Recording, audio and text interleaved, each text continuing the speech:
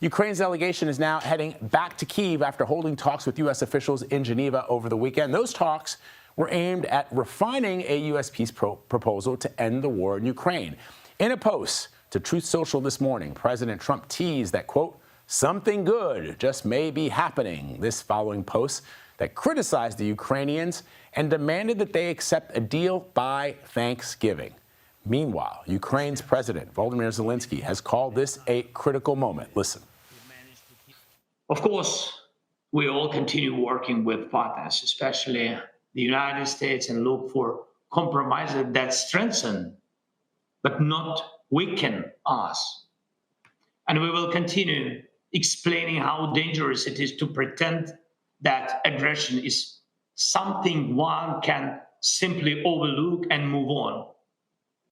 All right, for more on this, I'm joined by CBS News senior foreign correspondent Holly Williams. Holly, first of all, I think for people who are waking up this morning and watching us, they probably don't exactly understand what this proposal is all about because the messaging seems to be so jumbled. But in essence, help us understand why, at first glance, it seems to heavily favor the Russians and it seems heavily weighted in Russia's favor. And also, it doesn't take into account what the Europeans are saying. So help me understand.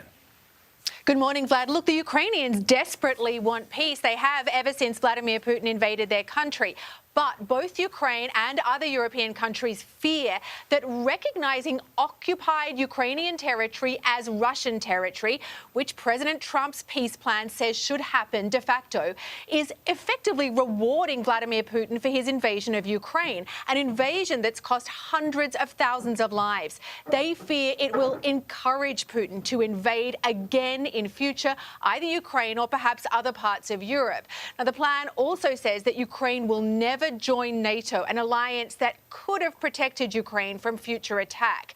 Ukraine very much wants to join that US-led alliance, but President Trump says it cannot happen. Instead, the president's plan talks about so-called security guarantees for Ukraine, some kind of international commitment that would theoretically deter Vladimir Putin from invading yet again.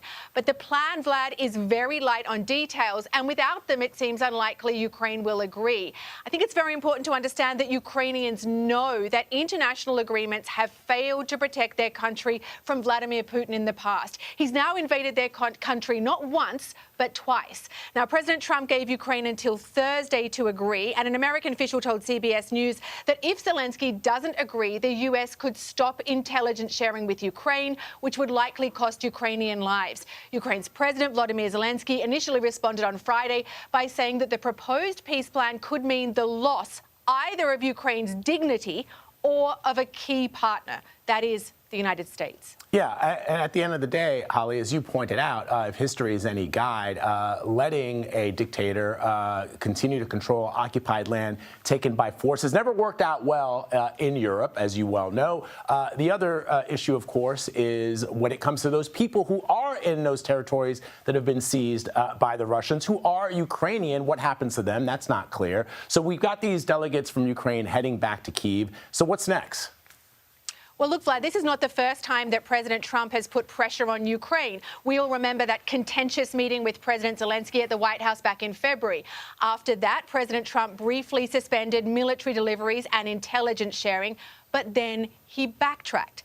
So after US and Ukrainian officials met in Switzerland yesterday, President Zelensky has been sounding much more positive. So perhaps the Ukrainians have been able to push back at some of those demands in Trump's peace plan. If they have, then it may be that the deal is no longer palatable for Vladimir Putin, and we could perhaps be back to square one. All right, the next 48 hours, 72 hours, incredibly crucial. Holly Williams for us, reporting from London, having reported from Ukraine since the start of this conflict. Holly, thank you very much.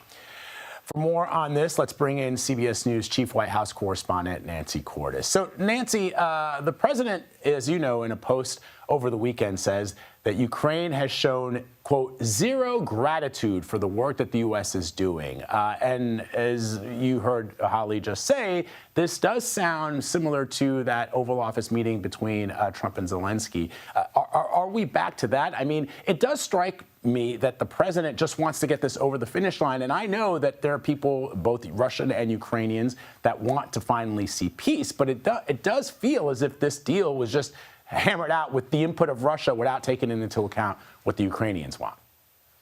Right. So it sounds like we are back to that, at least temporarily, Vlad. The question is, will this position of the president's last? We have seen him go back and forth before, from saying that Ukraine doesn't have any of the cards, to then saying that actually he thinks Ukraine can win all of its land back, to now saying once again Ukraine doesn't have any of the cards. So the question is, if Vladimir Zelensky comes here to Washington, D.C. and meets with the president again, as we are hearing could happen, can Zelensky get the president back on his side again? And will that matter when the peace plan that they are currently working off of, as Holly pointed out, appears to be favoring, at least right now, the Russian position?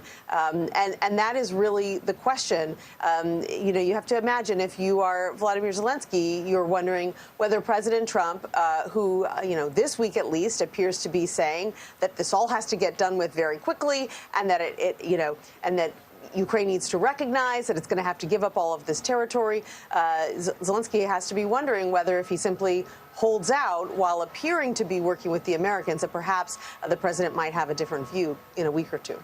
Yeah, and Holly, has the White House at all commented on the fact that there are some who are seeing this and saying, look, if the United States is a partner, is an ally, and they are willing to roll over and allow an aggressor to continue to control land taken by force, thereby putting hundreds of thousands, if not millions of people under foreign rule, essentially is what would happen to those territories occupied by Russia. If you are a partner of the United States, how do you see that and not be worried? Is the president concerned about that? Well, it seems like Secretary of State Marco Rubio was worried about that, because he actually went as far as calling U.S. senators over the weekend to kind of put some distance, not only between himself and this 28-point plan, but between the U.S. and the 28-point plan, basically telling them more or less that this was more of the Russian position than the American position. Those U.S. senators who were at a summit in Halifax then went out publicly to share what Rubio had told them, and that created such an uproar that Rubio not only had to publicly kind of walk back what he had said, but also call those senators back and say, hey, I don't think you actually completely understood what I meant. This isn't necessarily fully a Russian document. It's an American document, but with a lot of input from the Russians and taking into account some of the views of the Ukrainians. So there seems to be some confusion and tension even within the administration over the plan, but also recognition that, okay, now that this is out there, now that it's been leaked, perhaps we take advantage of the opportunity, the fact that this is in the public eye, to see if we can hammer out some kind of agreement in short order.